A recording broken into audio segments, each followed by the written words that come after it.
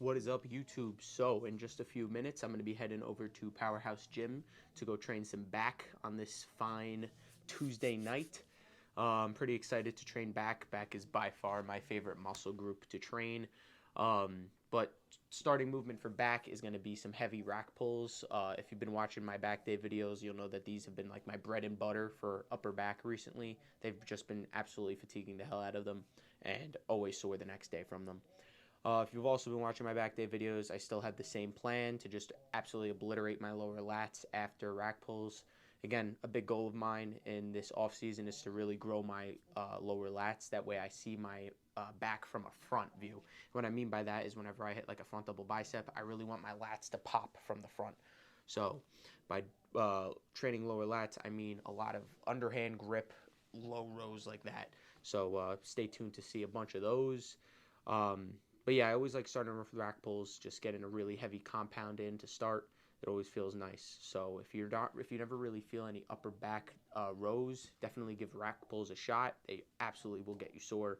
Even if you do feel upper back rows, like high barbell rows or any sort of like T-bar row, still give rack pulls a shot. It's a very good workout to add into your routine. But now, before I head over to Powerhouse, I am going to be stopping at an Underground Nutrition to pick up some supplements before the gym. One being a pre-workout because I'm tired of getting these energy drinks. So stay tuned to see which one I get. But enough talking. I'm going to head over there now, and I'll see you for the first work set of back. Peace out. All right, what's going on, everybody? So I'm starting off my back day with some heavy rack pulls. For the first work set, as you're seeing right here, I got 605 loaded on the bar, and I hit it for 6 reps.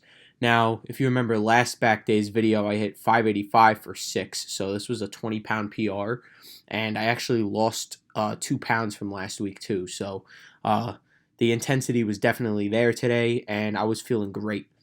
So that was my top set of 6. Now I'm going into a pump set. Again, you hear me talk about these style of sets a lot. Top set is where you go as heavy as you can for as many reps as you possibly can. But that ends up being a little bit on the lower end of volume. For example, I did 6. Now I'm going into 5 plates right here. So I dropped it by about a little over 100 pounds. And I'm doing 5 plates for 15 reps right here. Again, doing more volume here. 6 compared to 15. This is definitely going to fatigue my back in a very different way. When I train this style of sets, doing a top set and a pump set after, I almost think of it as like people trying to break into like a fortress or something. Now, just bear with me while I explain this. I think that the heavy set really just destroys the muscle and fatigues it extremely, extremely well with some heavy weights. And that's like the really big, like, blast that you're going to shoot down a door or something, and then the pump set after is just going to metaphorically pump in all those troops, or in building muscle context, it would be pumping in all that blood to flood the muscle with blood to pump it up. So again, that big heavy set is going to really fatigue the muscle and open it up for that pump set to really supply the muscle with as much blood as possible. That's how at least I try to think of it. I hope that makes sense, and I hope that you'll be able to benefit from what I just said. Now moving over into some lat pull downs. Right here, I got not too heavy of a weight loaded on the bar, and this was my top set right here, just going for as many full reps as possible. And then even after I can't bring the bar down as far as I want to, I'm going to 100% squeeze out some partials. Again, even though I can't bring the weight fully down, it does not mean the set is over. I'm really just going to try to empty the tank on any muscle that I do. I want it to reach total failure, not just perfect form failure. I want to go past that. I want to just squeeze out as much reps as I possibly can. So after some wide grip lat pull downs, I'm moving over into some reverse close grip mag lat pull downs. If you don't know what mag means, it's this style of attachment that I'm using. It's not really like a regular bar. You kind of have to hook your hands around like the attachment, and I feel like there's a lot of mixed feelings about this attachment for me, but in terms of right now in this exercise, it felt super duper nice on those lower lats. Like I mentioned in the beginning of the video, I really want to target my lower lats more than my upper back, just because I want to be able to have my lats show from a front rather than only the back.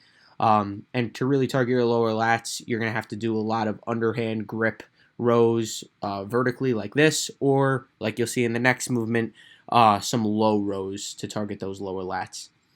Again, even after I hit failure, still drop the weight and squeeze out some partials. Again, slow and controlled is key for any movement that you want to grow. Just really keeping that time under tension for the muscle is very, very important. Not only that, but you really need to get a good stretch and a good squeeze, as you could see on here. Getting a real nice squeeze at the back, doing a 3-second eccentric motion, just really releasing that back tension and getting a really, really nice stretch at the front.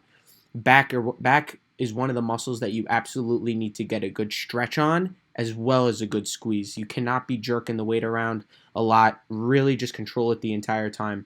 I've said this in every back day video in the past, that back is a very indirect movement. You can very easily target your arms in the given movements. You have to really take your time, focus on the back rowing the weight. You don't want to use your rear delts and biceps. Really focus on using your lats or your upper back. Like here, I got my wraps on for every single movement, really trying to take out all the tension from my forearms and my biceps while using the wraps.